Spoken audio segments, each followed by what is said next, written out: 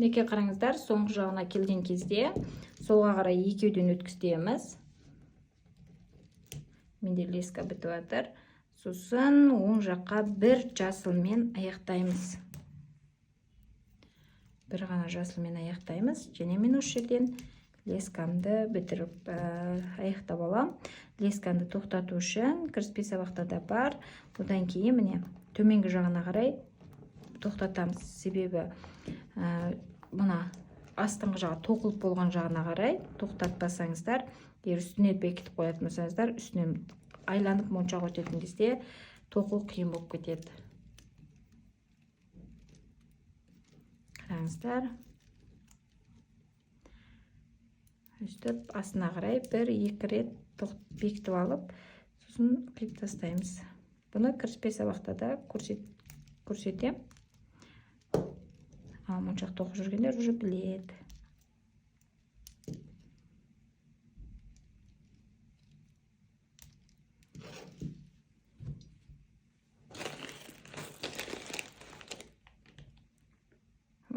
Одан кейін, мысалы, қай жерге тоқтаттыңыз, сол жерден лескаңызды өткізесіз, ары қарай жалғастырып кете бересіз. Енді бізде күлгін түс қосылады. Бірінші осы жерден тұрып, бірінші бір күлгін түс, одан кейін екі ақ. Соңғы жасыл, 5-ші жасыл. Мына жақтан санағанда 5-ші жасылда тұрмыз. Бір күлгін, екі ақ. Мына жерге 1, 2, 3, 4 болып түседі. Одан кейін 2 ақ.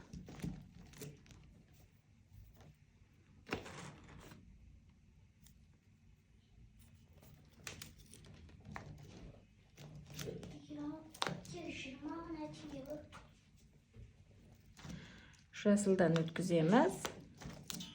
Және бір ақ. Мына жасылға келген кезде де бірінші ақ, одан кейін күлгін түс.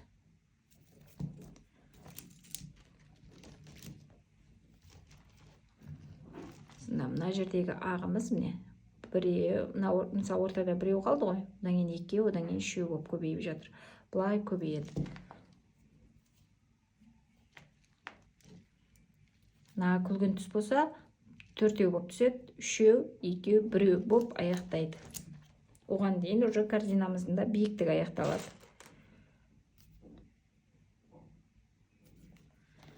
Екеу. Бірақ бір күлгіннен кейін екі күлгін. Тағы да екі күлгін.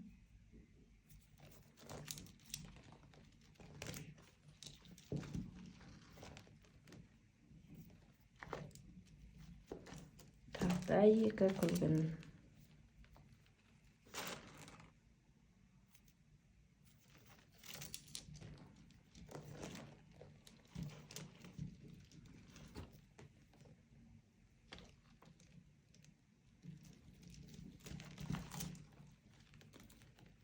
Екі жасыл.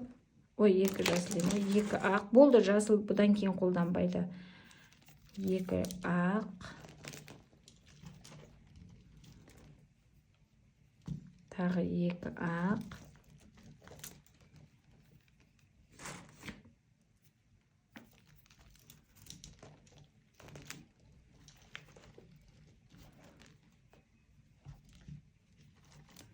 Бір ақ, бір күлгін. Бір ақ, бір күлгін. Одан кейін 3 рет екі күлгін.